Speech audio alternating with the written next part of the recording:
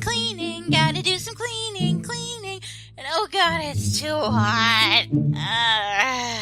Could this get any worse? I have 352 of these shelves left to dust. And these books are gonna get all covered in moisture and mold if I don't do anything about it. Well, I guess a little break wouldn't hurt. No, not this one. Nope. Already read it. Read that one 4 times. Read that one 6 times. Oh, hey, look, a magazine. Looks like it's from the outside. Beat the Heat edition, huh? Let's see. 1,000,001 different pages on beer. Melon coolers. Oh, man. This is making me thirsty. This isn't helping me beat the heat at all. I wish I understood more of these outsiders. I just don't get it. They certainly have a lot of very funny pictures. Scantily clad women. What's this? Shiver your way through the hot summer with these chilling ghost stories. I can read my way to cool happiness. Now that's an idea. So, what'd you think? 100 ghost stories, huh? That is tempting. Oh yeah, it'll get all of the Kensokians together, and they'll read books and tell stories, and then they'll want to read more books, and then they'll want to buy books at my store. It's the perfect plan.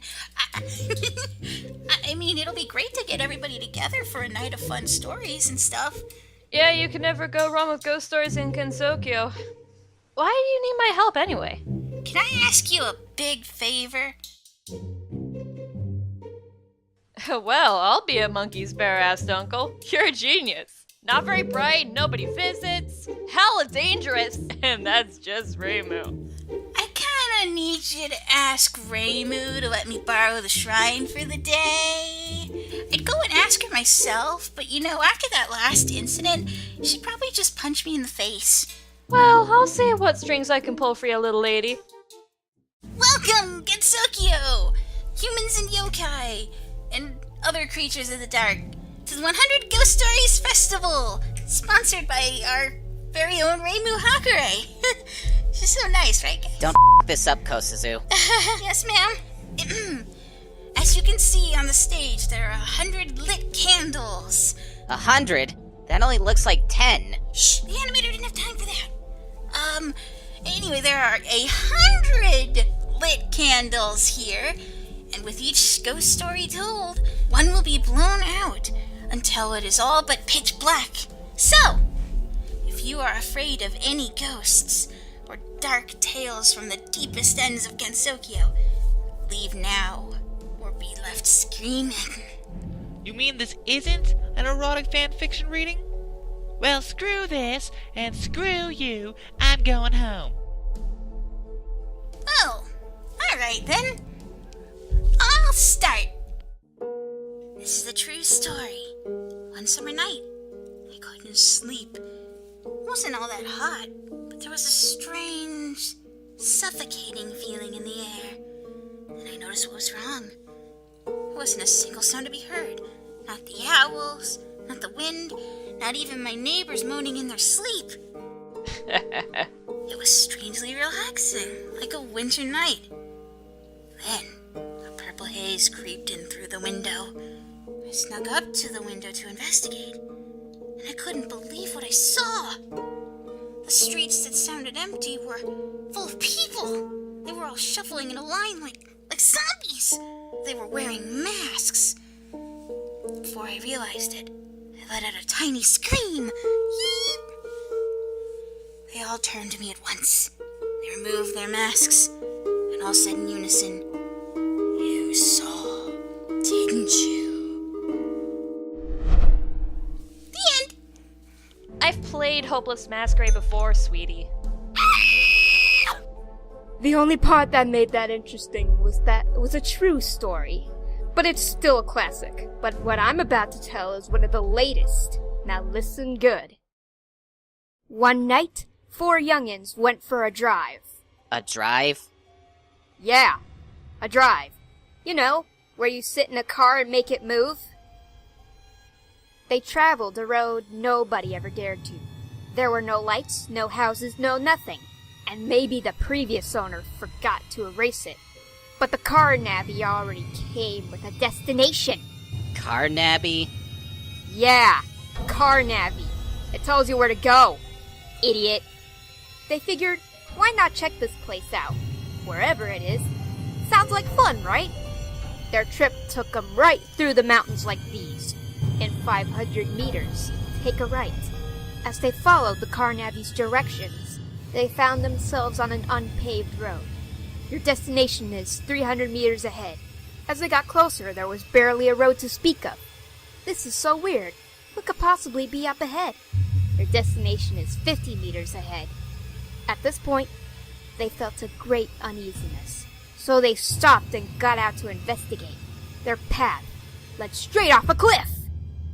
Had they kept driving, they would have all been dead. Panicked, they got back into the car to drive back. But the car navvy spoke. But you were so close.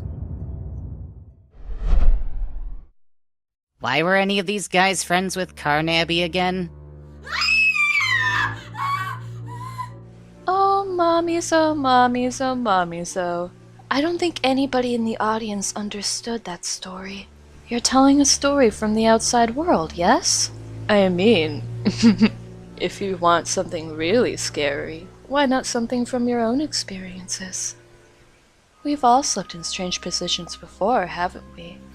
Tonight was one of those nights. Sometimes, when you fall asleep like that, you can obstruct blood flow somewhere in your body. Like when you wake up and you feel where your arm should be. Oh no, my arm's gone! But then you come to your senses and find it, and you feel that sense of relief. But tonight was different. I felt around for it, and to my horror, my arm really was gone! Was my arm taken by a hoodlum, or by one of my so-called friends? But, as my eyes adjusted to the darkness, I noticed something pale swaying in the air. I was staring at my own arm, just gently dangling from the ceiling. What had happened was that, in my reluctance to get out of bed and turn off my lights, You mean your laziness? I created a portal in my ceiling so I could reach through and turn them off from bed. And I fell asleep just like that. Oh yes, great story, Yukari. I know I definitely lose my limbs in alternate dimensions all the time. Sakuya, these stories are boring, and it smells like someone just wet themselves. Come along, we're leaving. Chop chop. Oh yes, about that, you can't. What? I am a lady of standing. You dare to order me around like a mule? Sakuya, I demand this insolent girl be stoned. This is the true terror of the 100 ghost stories. They say that when the final candle is extinguished, something happens. A spirit is freed. But if we abandon the festival, the spirit's energy will have nowhere to go, so it'll wreak vengeance upon our daily lives. And there's the catch. Good job, Kosuzu. This wasn't part of my plan at all. We have to see this through to the end. Luckily, through my many lives, I have heard enough tales to snuff out every remaining candle 100 times over. So sit back in Sokyo and leave it to me. I tiptoed from my bed in the dark of the night. There, lurking in the darkness was... Can you believe it? He made it. The scariest part was how big it was. The screen froze on this disturbing frame for around 0.14 seconds. Leave my eyes. The tuba was coming right for me. Giant green smurf seemed hell-bent on taking this place over. I know at the time there was a monster at the end of that. But it was too late. The horrible orange man was now president!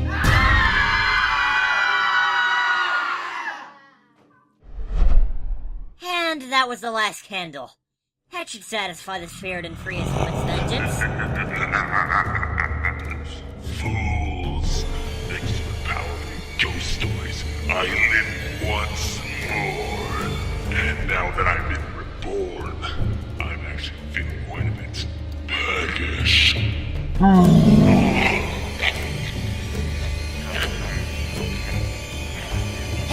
monster! You can't go around eating the extras like that. Their union is gonna yell at us.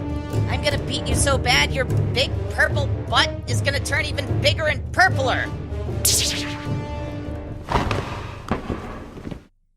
What? A giant cloth? How? The pig and the yelling and the nom.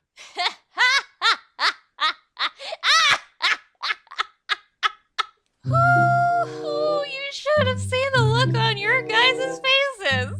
You did this? Bitch, it would have been boring if nothing happened, so I put together a little performance. You know, the final show. Well, I certainly wasn't expecting that. Good show, Marisa. But what about the extras? Just staple them back together and tell them to walk it off. Frickin' wusses. Gozasu? You doing alright? Hey, Chica, you hear me?